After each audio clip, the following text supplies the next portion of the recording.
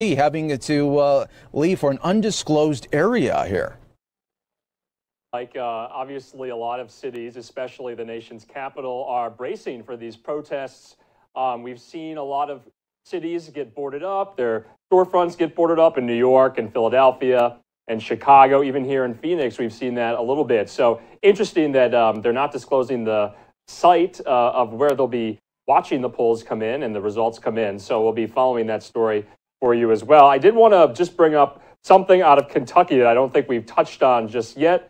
Fox News has confirmed that Senate Majority Leader Mitch McConnell won his race against Amy McGrath there in in Kentucky. And you'll know that McGrath outspent McConnell by about $20 million. She had a lot of outside funding. And so Mitch McConnell has won another term to the U.S. Senate in the state of Kentucky. Now, Mike, it'll be interesting to see if he remains Senate Majority Leader. And we'll all be following that on where the Senate remains tonight and into tomorrow morning, in Republican hands or in Democrat hands. Yeah, that'll be something to see. I know a lot of people, I mean, obviously it's the big presidential race, but then right after that, it's all about the Senate there and who will control it in January of 2021. It's interesting to see, though, that they pumped a lot of money into the challenger there in Kentucky. Really, it was a gamble. Now we're seeing that it didn't pay off there in that state. That's right, Mike. Obviously, Amy McGrath, she touted her service as a Air Force fighter pilot. Never really was close in the polls or in the margins of error with McConnell. McConnell was kind of cruising toward victory there, so he was never really threatened by McGrath electorally, although, like I mentioned before, she outraised him and outspent millions of dollars. So it was interesting that the DNC and Democrats kind of went all in on that race against the Senate Majority Leader. Yeah, another big state that we're watching for, and you know, this, because it's 2020, I guess that it's up for like this, but did you ever think that it would be too close to call right now for Republicans in Georgia? But that is still the case there in the presidential race. What do you think about that, Andrew? Obviously, this is kind of unprecedented. I mean, we haven't seen Georgia trend blue for decades. From what I understand, Georgia hasn't gone blue, I believe, since 1992 for Bill Clinton. So the fact that you know, it's too close right now in Georgia is something. And remember, in 2018, you had Republican Governor Brian Kemp beat out Stacey Abrams there in the gubernatorial race. And so, you know, Brian Kemp has been a major backer of President Trump and vice versa. So it's interesting to see if Georgia will turn blue. I mean, that's something that would be unprecedented in this race and that we're watching.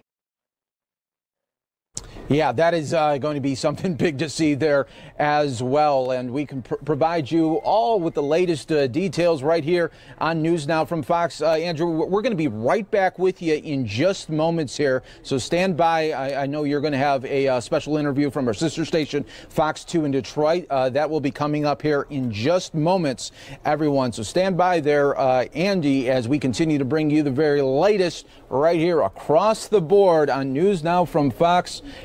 This is a big night, obviously. A lot of eyes on the country and the world. So we appreciate you joining us here today from, you could be anywhere around the country, around the world. We got you covered here on so many different bases. But thanks again for always taking News Now from Fox is your choice to watch the coverages, to watch the rallies. We've been really your source for everything that was 2020, and including, unfortunately, all the COVID-19 updates as well. And we'll continue to do that throughout right here on News Now from Fox. But now we're going to go back out to our very own Andrew Kraft. He's going to have an interview coming up here just seconds away from our sister station, Fox 2 in Detroit. But take it away, Andrew Kraft.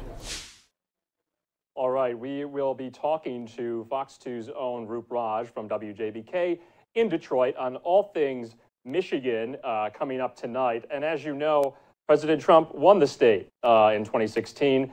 Biden is looking to win the state back. Remember, Biden and Obama won the state twice, 2008 and 2012. So we'll be watching all things in the state of Michigan. As you know, Governor Gretchen Whitmer has been a major backer and proponent of Joe Biden. Remember, she was in the mix for all the Veep Stakes coverage before he picked Senator Kamala Harris. So we want to go out now, if we have him, to Roop Raj in Detroit.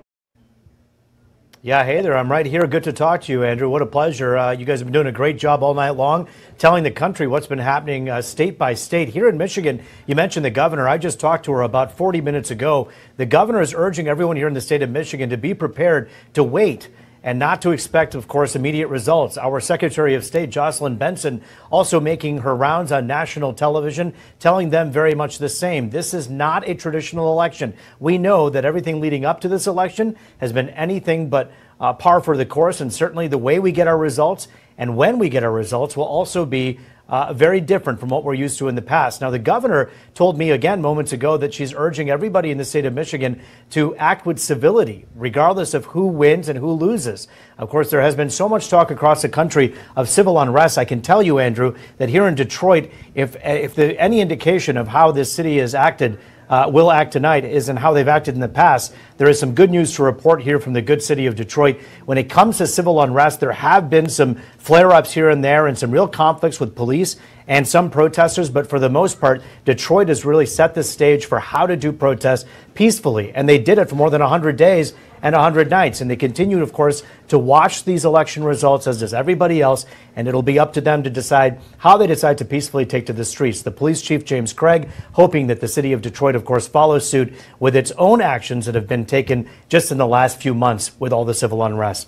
A very exciting night here. Right now, it is too close to call, as you can imagine. Even with those poll numbers, at some points, Joe Biden was up by 9, sometimes 10 points. But the bottom line right now, President Trump and his campaign have told me they know that this state was won by 10,700 votes back in 2016. It was tight then, and it will be tight tonight. Back over to you.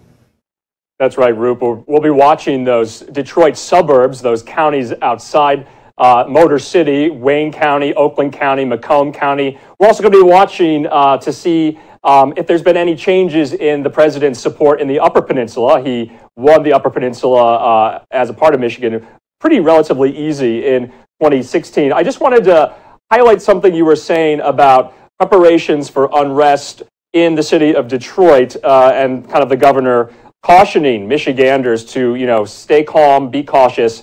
Can you kind of tell us about, there was this lawsuit going on in the days and the weeks prior to the election about being able to carry a gun outside polling locations. Some people were arguing that it was a sign of voter intimidation, but judges ruled on that case. Do you have anything you can tell us about that?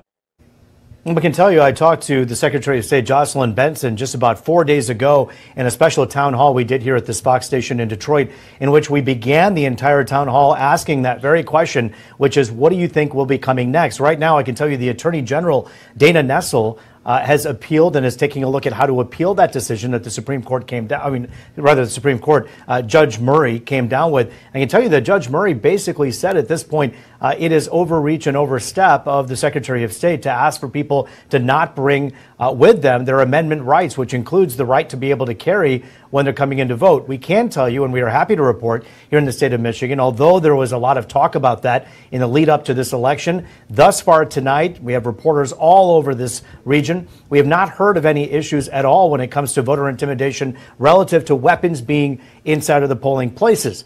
That is good news. However, it really was an ideological tug and a fight between the Secretary of State and, of course, those who advocate for gun rights as to whether or not they should be allowed to exercise their rights. It was a far-fetched to be able to say, look, I'm the Secretary of State and I'm asking for this right to be taken away at the last minute. Certainly there wasn't the time to do that. A judge agreed with that and said, hold on, people have the right to have those with them. All right, Roop Raj there from our sister station, WJBK, in Detroit, following all things coming out of the Great Lakes State there. Mike, back to you. All right. Thank you guys for breaking that down there. We'll be checking back in with Michigan. That will be a big state to be looking forward to as those results do come in here. Here's a shot there in Kentucky that